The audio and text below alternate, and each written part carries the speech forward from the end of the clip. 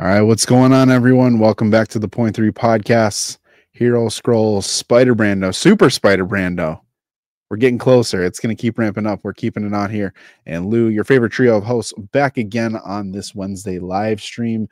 Gentlemen, how are we feeling tonight? You know, besides battling whatever it is that I have that came down on me, pretty good. Excited to talk MCU. And man, it's crazy to think that May is basically done after this week. So, SB, we can't hear you. Oh, I forgot. It's scary to think about, and my whole thing muted. Yeah, but I feel like I didn't get the memo for the shirts today. The thing is, there was no memo. You just it was just a feel, baby. I felt hopeful tonight about the MCU.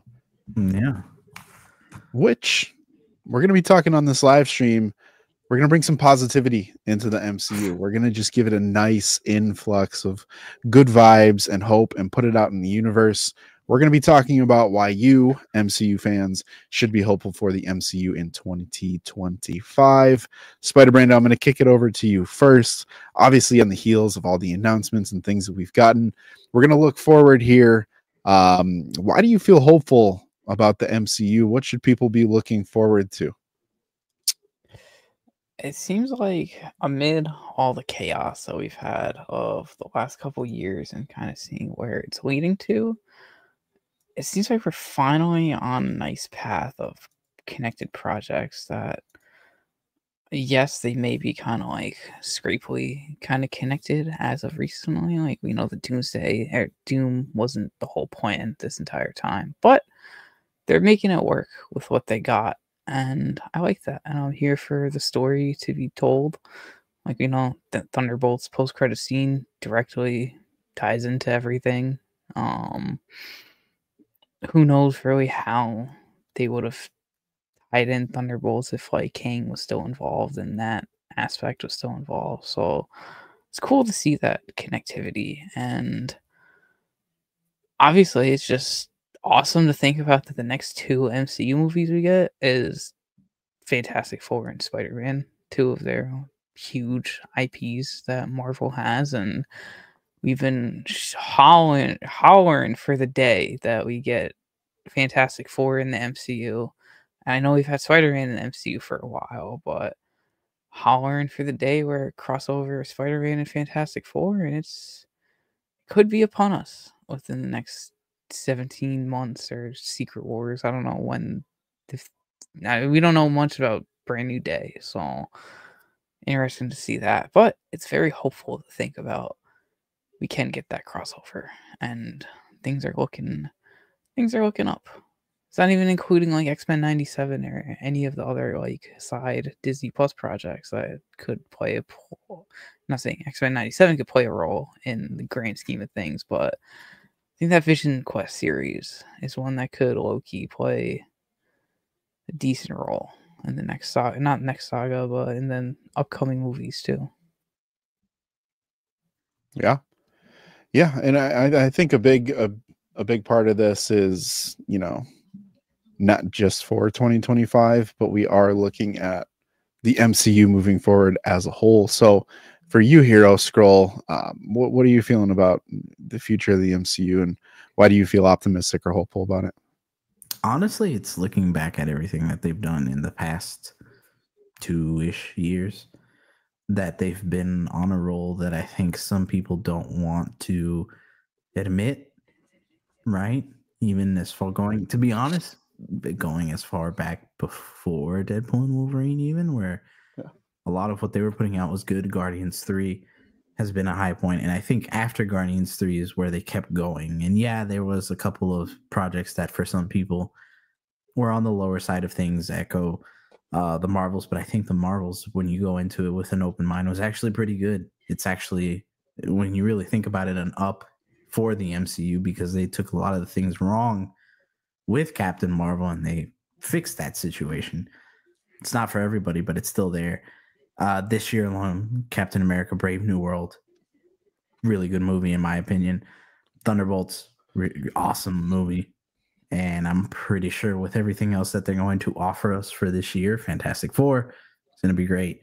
Not to mention, like SB said, all the Avengers and Spider-Man. But we have all these other Disney Plus shows that we kind of forget about, and they kind of go to the wayside just because of how marketing has been. But we're getting that. We're getting Eyes of Wakanda, which people yearn for. Black Panther, anything really. We're getting Marvel Zombies, which is something that for some people is going to really carve its own niche as well. So I don't know. I think overall the MCU is doing a lot of fun things, interesting things, and people are starting to get to the point where they can't deny it too. Where I honestly feel like with Captain America Brave New World and Thunderbolts, a lot of the complaints were very nitpicky in overall comparison to the reception of the movie. So yeah, overall, I think that's what that trend is going to continue forward. Yeah. And I think one thing I want to focus on really quickly here is kind of the quality aspect of things. I think one thing that people were kind of waiting for, especially post Secret Invasion, was like this whole higher quality storytelling. We're not going to be oversaturated with things. We're going to focus on some tighter narratives to where it might not need to be connected to the rest of the, MCU per se, the main storyline. But, the thought here moving forward after Thunderbolts is we're going to get fewer projects, but they're going to be better projects. And I think we've kind of seen that definitely, since Deadpool and Wolverine, where it's kind of been out there in kind of the Marvel ethos. But I'm curious, guys, do you think now with everything that's been going on, and I'll throw it back to you, Hero, first, do you think the fan expectations have really set in for people post Thunderbolts now that we know that a really good quality project might not be the box office hit that we've kind of come to assume any high quality Marvel movie would make? I think that expectation still needs to be tempered a little bit from people, because I mean, we posted something on our socials this week about having that same exact conversation, and a lot of people are like, well, they were blaming us for trying to be the negative ones, but in reality, it's like if you listen to the majority of the fandom, people are calling Thunderbolts a flop. People are calling Brave New World a flop, even though Brave New World made significantly more than Thunderbolts. So I think it'll still be there for a little bit, especially depending on whatever comes out, in between everything else. The harder part about it is that since we're only really having 2 films for the MCU before Avengers in Fantastic Four and Spider-Man, I feel like those are going to hit very well, especially with where they're going to be in the summer. And then Spider-Man, it's its own beast. But I think people will kind of hear that expectation come back again, probably rearing its ugly side because of Disney Plus and how there is no really big metric to go off of other than just fan reception. Mm-hmm. Mm-hmm. SB, what about you, man? How are you feeling now? We have a movie that a lot of people painted as kind of the return the form for the MCU, and it didn't again reach that box office metric that a lot of people thought in order to exceed Brave New World. Have you kind of seen, I know you're pretty close and have your ear on the ground to a lot of people in your community and just across communities in general, what's kind of that general consensus for kind of the state of the MCU, if you will? And does that help you kind of think forward in the MCU of, hey, if expectations are lower, things might actually be better? I'll definitely say I've probably I have a friend group for like every different position of the MCU fan base right now. Like I have some friends in my movie going group that they saw Thunderbolts, said it was mid, but then others that I saw it with are like, it's amazing and awesome, and they just nitpicked a lot out of it. The ones that said it was mid. And then I've had friends that think Guardians isn't good, but then like Loki season 2 is like the best thing of all time, which I love Loki season 2, but it's so all over the place with people and everything right now, just because there's so many different projects out there that speak to everybody at a different time when they consume these projects. Which I think is cool, but it definitely sets high expectations up for these movies. Because I remember one of my friends going into Thunderbolts, he said that if he didn't like the movie and if the movie was bad, he's done with Marvel and was leaving the group chat. And they say that about every single movie that I take them to see, which is the fun part. But I'm like, when is it actually gonna happen? Yeah. So, what were you gonna say? No, go ahead and finish your thought.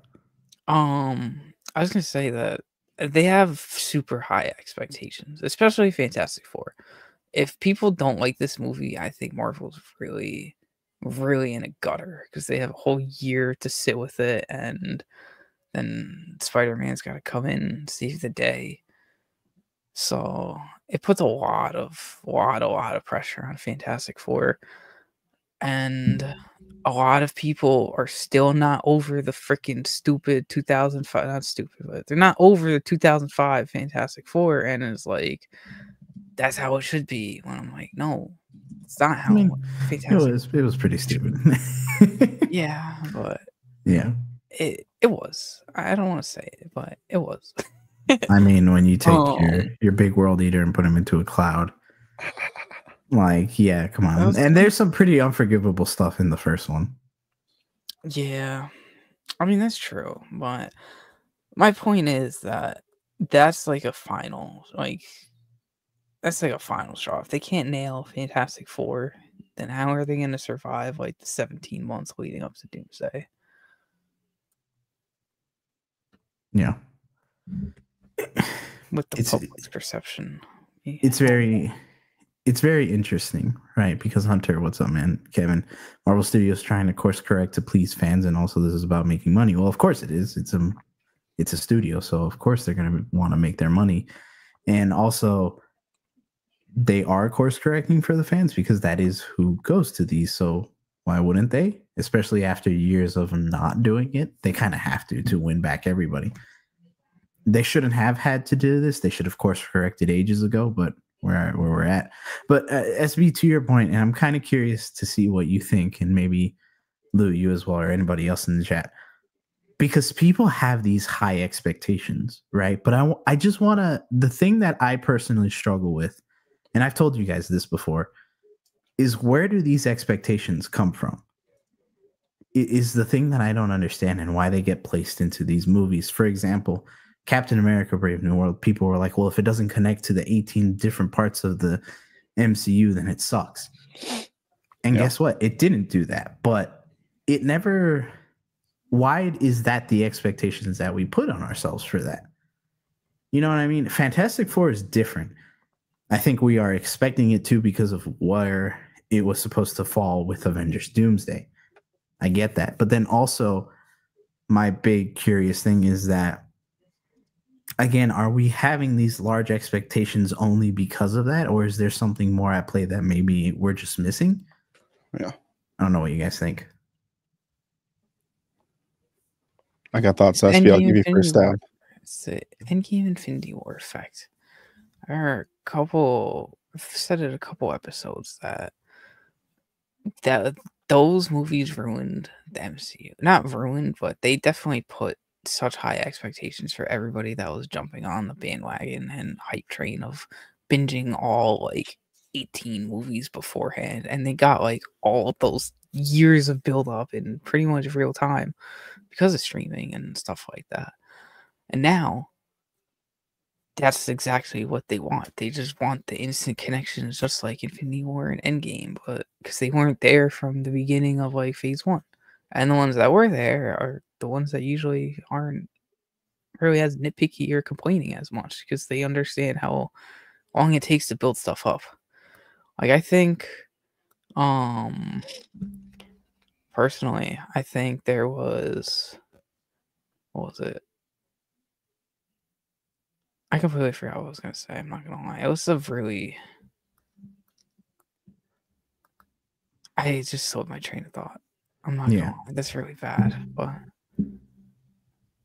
No, you're good. And I think to answer your question, Hero, with these expectations, right? It just seems like, we're 5 years post Endgame essentially, and there's a chance, and why I do think I'm hopeful for the MCU is because I feel like Thunderbolts was almost kind of like that striking the match, right? And you saw some sparks, and you're like, okay, we got a team up, we got interesting characters, we got characters that were a little, more dynamic than some others, we got some fresh looks at certain characters, we got a kind of a revitalization for some existing characters that we didn't think cared, and like some of those were Disney Plus characters, and it's like all the history that has been kind of laid post Endgame.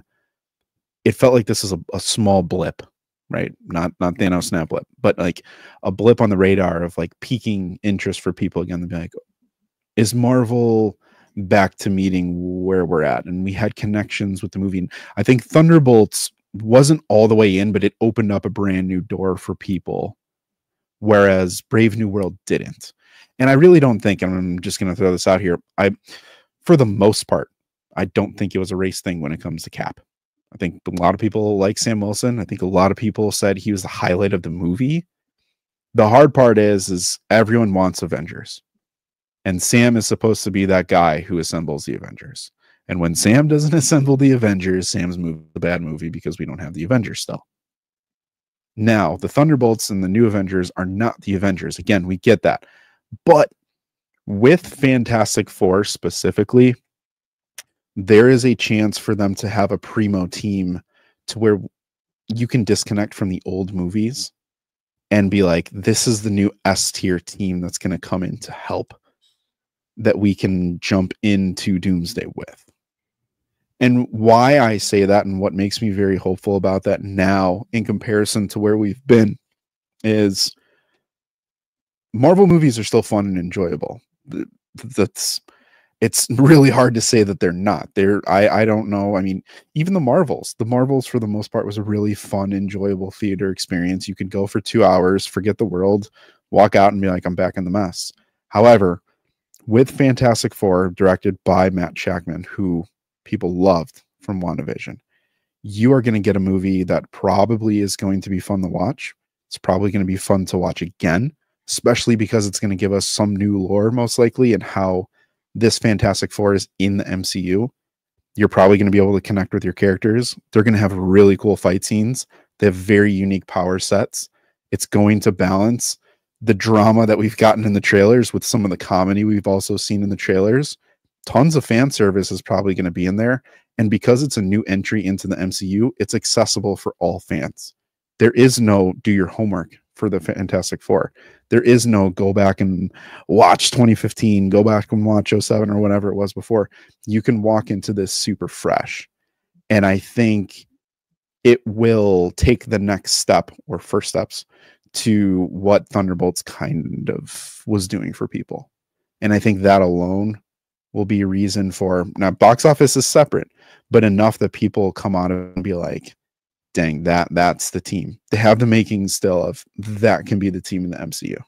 That's who we want to see. And when we ultimately get an Avengers team, it's going to feel like a bonus because the Fantastic Four can feel that good. Yeah. And that to that point, that's where the word of mouth goes so strong for a lot of these films, where we can see how much they can carry it by and how far it'll go its next couple weeks. And that does matter ultimately. Yeah. So again, going back to that point of like trying to please the fans, it's like, yeah, that is what they should do, because the fans will be the ones to talk most loud about it. And that's what will ultimately get butts in seats. And maybe it'll be the same people watching it again, but they might bring a couple more people. Yeah. And that's how you build a new generation of fans. Yeah. Right? Because even going into the race thing really quick, but not fully, but yeah, there is going to be people who don't want certain characters pushed. But ultimately, the way that I see it is, if they, at least from what it seems like, Disney and Marvel want Anthony Mackie as Cap. at the forefront. They're not backing down on that. Mm-hmm. They know the pushback that's going to come back. Hopefully, right? Who knows? So as long as they still push him forward, and I think fans see that, and fans are like, yes, that's our cap for now. Like that's what will make fans happy. Because I know for us here, we want to see him come back. Yeah. Not everybody, but again, that's how you make a new generation of fans. Because again, when it comes to Infinity War and Endgame, people who were 10 years old were now 20. And by the time that Doomsday comes around, people who were 20 are going to be 30 with their children who are now probably 10 years old, which is crazy to think about, watching these films to make a new generation of fans. And these kids will grow up and be like, well, that's my new favorite character. That's who they view as Cap. That's who they view as Spider-Man. That's who they view as whoever you want to put. Yeah. So, I think all of that is just positive momentum for the MCU.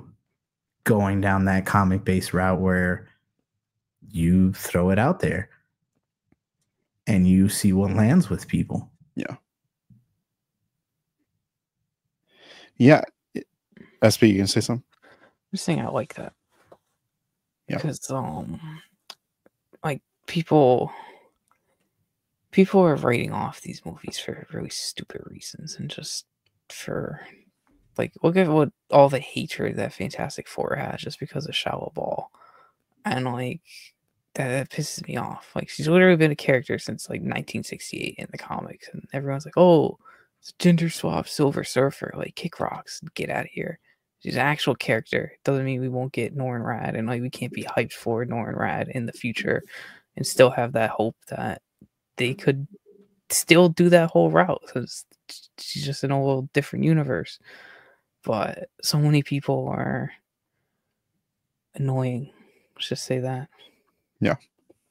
Yeah. And a lot of these projects, again, the thing is if this quality movement is coming in the projects that are completed or being reshot or redone or whatever it might be now, post-strike, post-COVID, you're going to have projects that are going to be undeniable. And that's really what Phase 3 was undeniable. You can look back on some of the movies and be like, I probably don't want to rewatch that, and they have low rewatchability. But at the time, you were there. So there is this whole kind of momentum. I do feel like it's bubbling, but at the same time, there's going to be a film that's going to have a good combination of ratings plus box office that will come. But the good thing is Thunderbolts had the ratings. So there's the plus. And they have the backing of the studio and Disney to say, hey, this is kind of the start of the quality concept that we have. So moving forward, and understand, just for everyone listening, just because something releases doesn't necessarily mean it falls into that quality bucket. Again, we're going to see Ironheart and people are like, it was made before. It's not up to the same quality. It feels different. It looks different.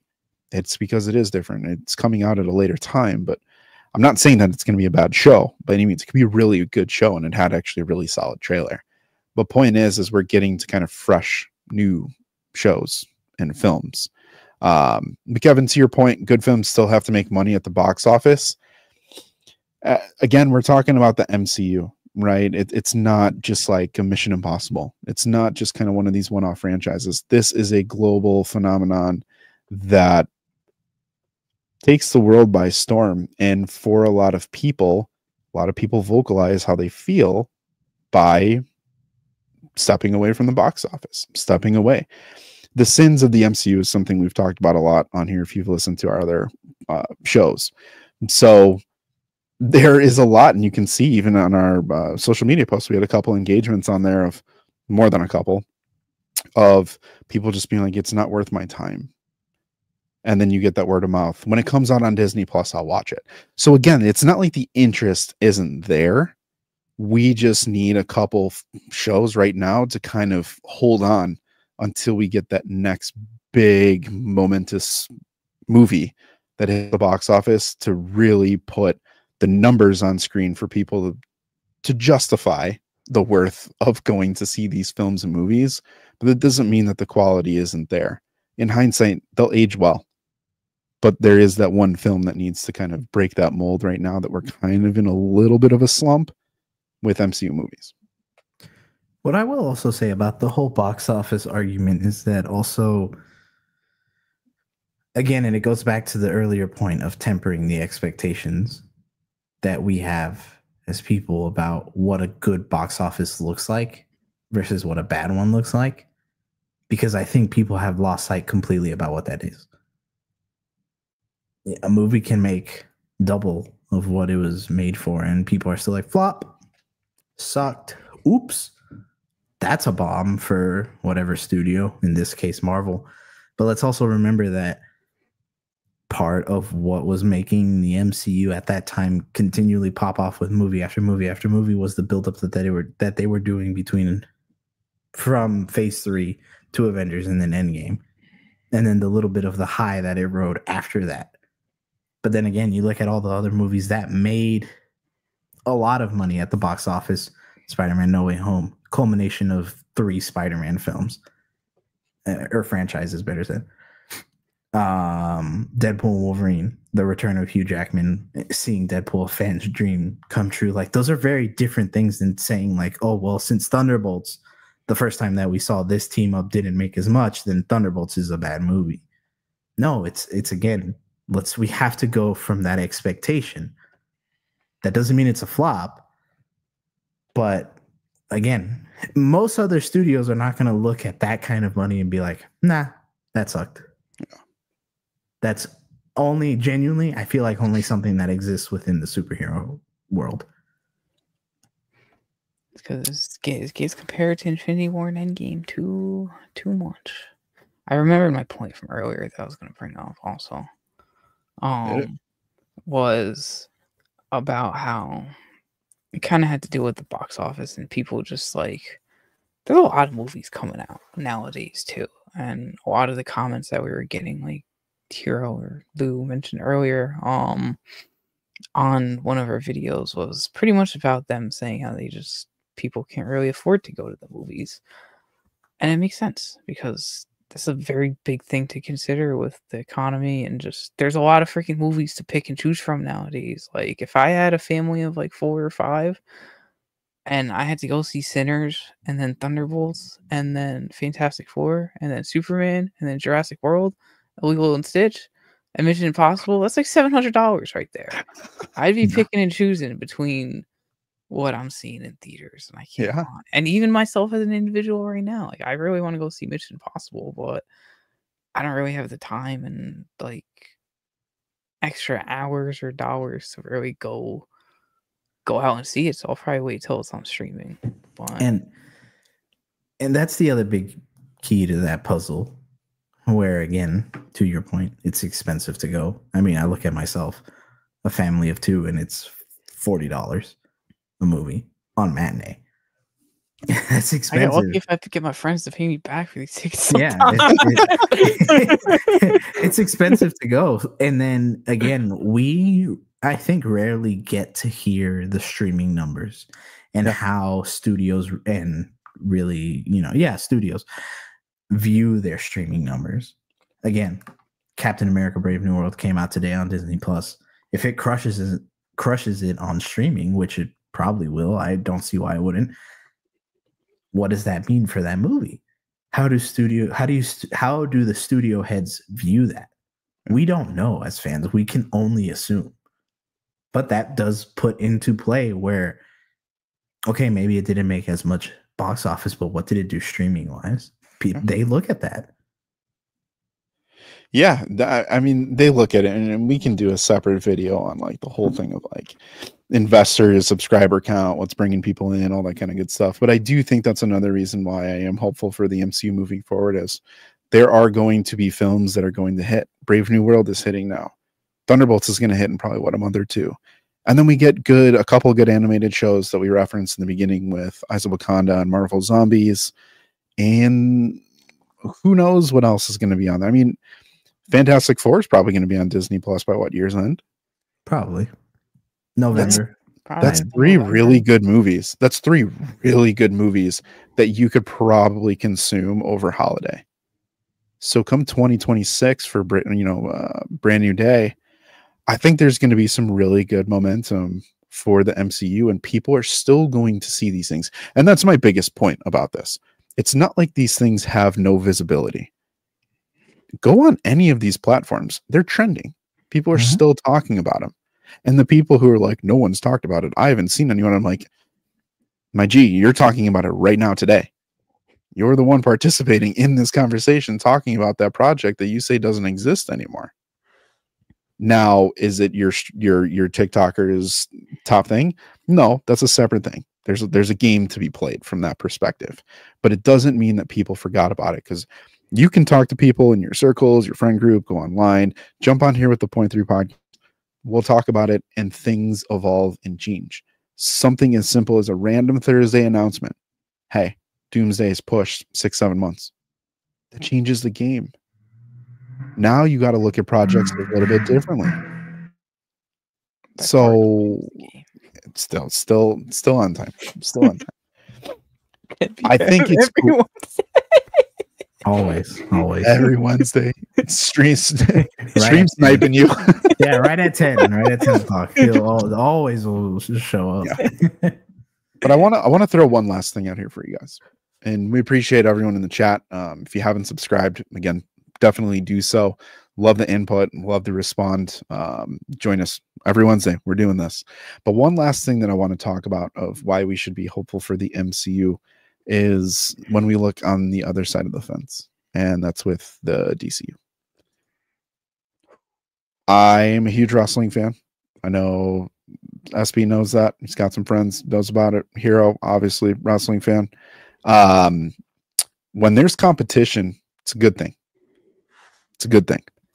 And I think right now there could not be a better time than to have the MCU have to compete with the DCU.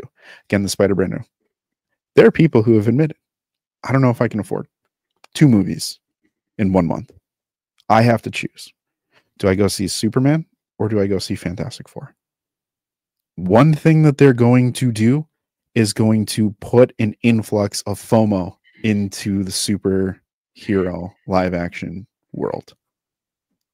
If you go see one and you like it, and somebody else is like, oh, you didn't see Superman? You're going to be like, what am I missing? Or you saw Superman, you didn't see Fantastic Four, and you're like, oh, yeah, I saw it too, it was good, but did you see that?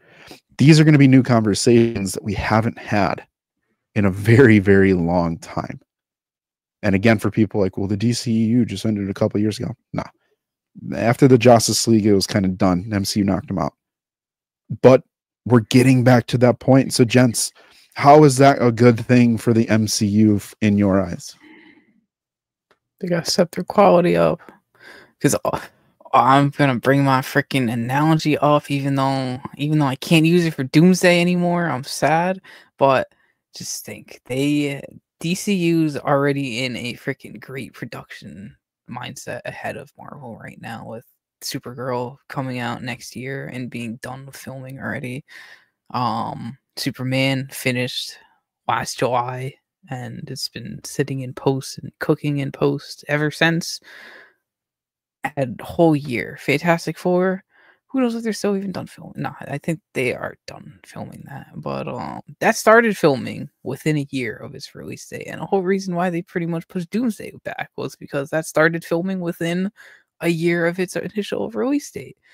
So I can't use my nickel analogy anymore for however many times Marvel started and finished the movie within the same year. I'd have 2 nickels because it's just Doomsday screwed it up. But Fantastic Four, they started that shit like the day after SDCC 2024, and it's coming out exactly a year later.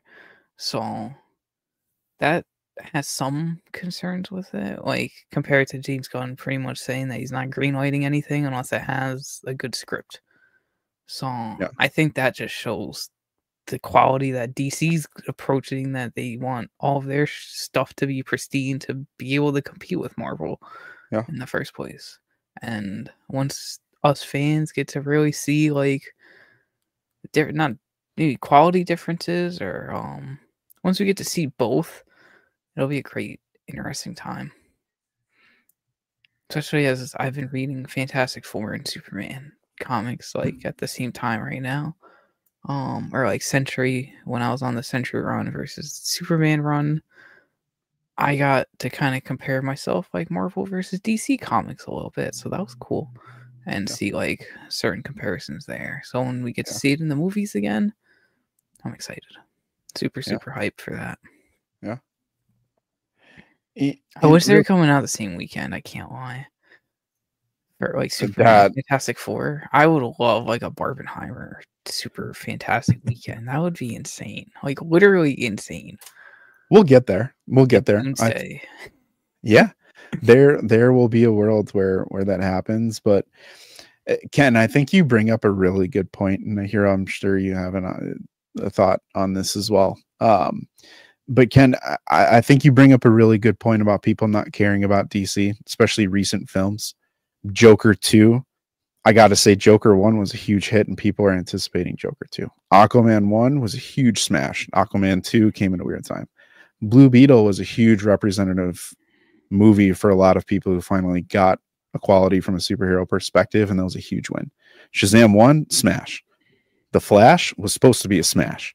Black Adam probably could have been a smash, but it got better reviews than people are thinking. So it's like, when you look at all of these things, obviously there are trends that are happening here, but kind of just putting this all encompassing, it's going to take a movie. There's a real world where Superman doesn't hit 500 million, but it could be a really good movie. The thing is you have to keep on the schedule and keep putting these things out.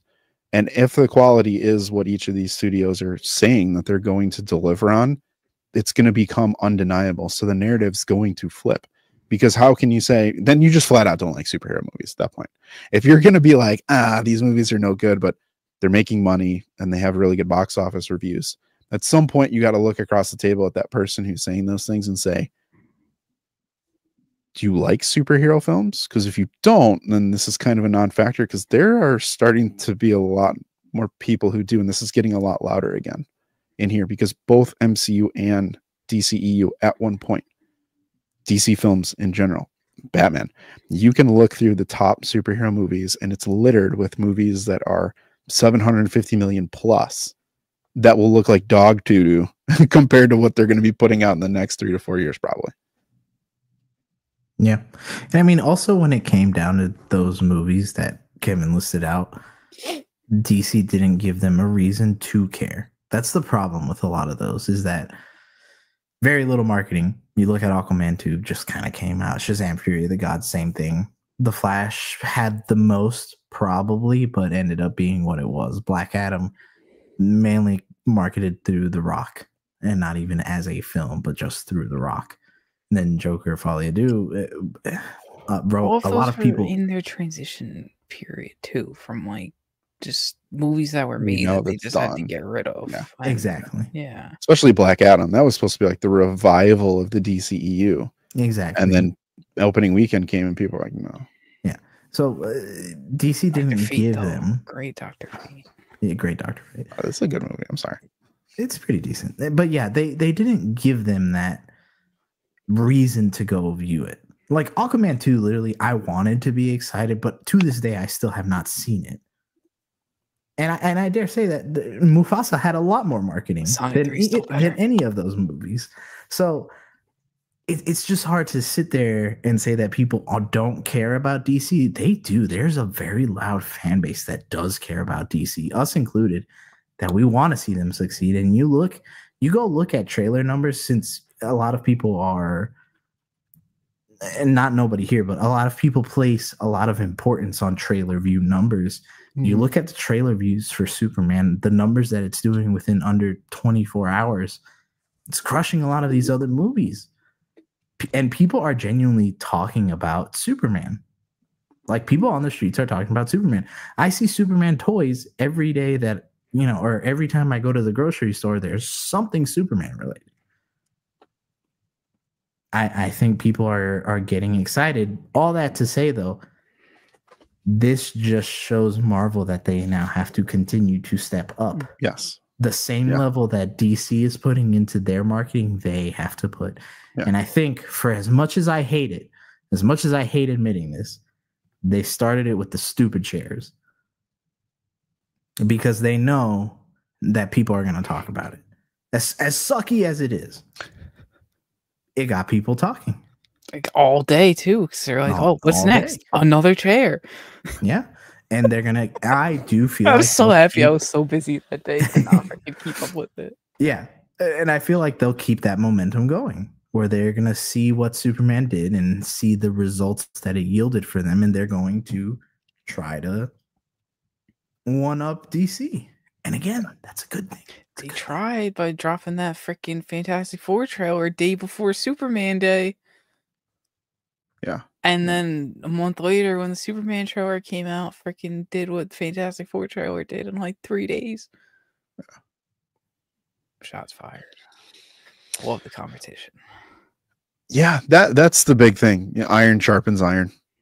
That's the best way to put it. Is we can get into a world where, you know, they can do something unprecedented that the MCU and DCU didn't get a chance to really do. They never got a chance to really share the same ring for the most part, and they weren't hitting stride in the same way at the same time. There's a very real chance that we do get that. Although we're going to get Avengers movies before we get Justice League movies and those types of things, the world that they're building and promising and showing us, that's the big thing. We're going to get competing worlds that feel bigger. They're going to be more inclusive. There's going to be more characters. There's going to be more to look forward to, speculate, talk about. Again, we can spend 45 minutes just talking about why we should be hopeful about the MCU. It's really hard to sit here and be like, it's not really interesting. It's very interesting. It's very, very interesting.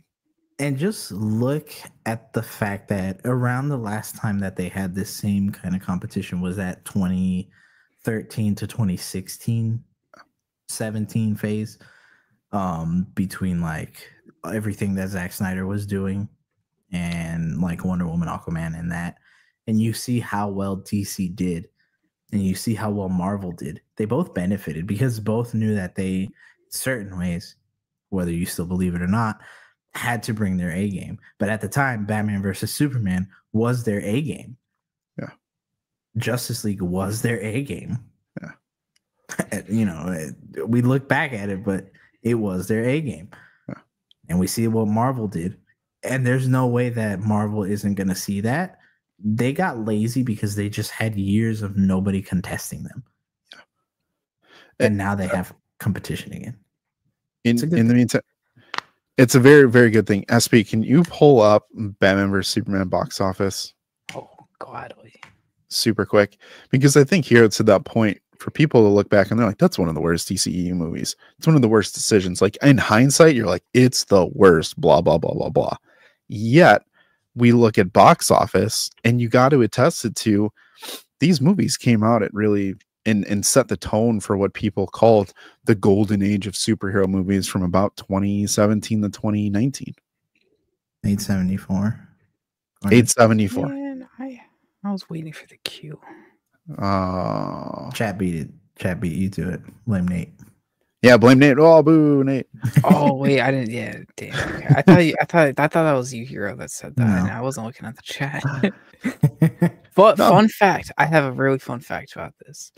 I remember someone criticized a Twitter post and was like, "Oh, Batman vs Superman did like 874. Like James Gunn has never had a movie beat anything Snyder did." And his closest movie was Guardians of the Galaxy 1 with like 860 million, if I remember correctly. So if you're telling me a Guardians of the Galaxy 1 movie that has B-list characters that nobody cared about at the time can make $14 million less than a Batman vs. Superman, it's a little scary to think about. Just saying. Yeah. It is. No, it is. And Sanju, people are just tired of superhero stories. They're not. Again, you go watch a video that we've done many times before talking about superhero fatigue and how it's just not a real thing. To your point, what people want is good cinema. You are absolutely right. And superhero films can and have proven to be good cinema at their best. Yeah. Yeah. I want to look up one other thing too. But no, to that point, while you look that up, Civil War's box office was what, $1 billion? 1 billion. Again, that was a 2016 movie. I think Doctor Strange came out same year. And I know that had, it had a little bit less, but 677 mil for a establishing like origin film that came out in I think November, which back then was like a very dead time for films.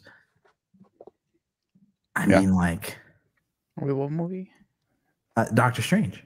Oh yeah, Yeah. Doctor Strange. That was my first Marvel movie I worked through at a movie theater. Oh, some SB lore. But yeah, I have the poster for it right above my bed. There you go. Real quick to that point. The tired of superhero stories. It's hard, and this kind of goes back to the conversation we'll be looking at of like, again, this is why I'm hopeful for superhero stories moving forward. When you talk about Lilo and Stitch, Sinners, and Thunderbolts, all are in the 90% Rotten Tomato range from audience. Lilo and Stitch actually has the worst rating from critics. Again, I'm not saying Rotten Tomatoes is the end all be all, but when we look at these things, like, it's not like these are getting like Madam Web flops and those types of things. These are stories that are getting 80s and 90%. Again, Sanjay, to your point, I don't think people are sick of the stories. I think people want something that they got a taste of back in 2019 and 2018, and they're like, we want to see that again every time, which is what we talked about. You might have joined a little bit later, but it just comes around to expectations. There are no expectations for Sinners. What expectations do you have for Sinners? Nothing. You have high expectations because Ryan Coogler, who, by the way, really got his name put on the map was because of a superhero story. You got him with his title, Michael B. Jordan. His arguably one of his best roles and most iconic roles are Killmonger, superhero. Lilo and Stitch is a part of Disney. Disney is Marvel Studios. You know what I mean? Like, it's hard to say people are sick of those. If you, Sanju, are specifically not for superhero stories, for sure, I will say I think that there's a world where people are kind of missing out on some of these really strong stories and character-driven narratives that are being put out there, like a Thunderbolts, and probably a Fantastic Four and some of the Disney Plus shows. It's just they're not making billions, and because it's a superhero film, I think you see a lot of film students talk about this. It should make $1 billion. It's not as easy. It's the LeBron conversation. He didn't win MVP. He's washed. No, he had the best season. He just didn't have a season better than the year he won the MVP. So is he worse? Nope. Yeah. Yeah. I mean, look, at the end of the day, going back to something we talked about a good couple weeks ago, if you're a comic book fan, comic book movie fan, this is the time to be one because things are ramping back up. So definitely enjoy them. There's reasons to be very optimistic for the MCU. The MCU has a lot going on. The DCU as well. We're going to talk about that another day, though, as Superman gets closer. But let us know if you in the comments if you either watch this after the fact, after the live, or during. What are you most excited for in terms of the Marvel? Because again, there is so much to be excited about, and we wanted to talk about it because, and again, honestly, when it comes down to, like we say most of the time, we could sit here and talk another 4 to 5 hours about this stuff. We just have to find a way to cut the conversation at some point. So Discord. Yeah, join the Discord if you want to talk about it more, because we most definitely will. But everybody, thank you so much for joining. For those of you that did, if it's your first time, welcome. If it's your second, third time, welcome back. We always appreciate you guys. But make sure to subscribe to us here on YouTube and follow us wherever you listen to your major podcasts. And we will catch you on the next live stream Wednesday. We have been your favorite trio of hosts, Spider Brando, Lou, and myself, Hero Scroll. Everybody, thank you so much. Have a great night. Take care.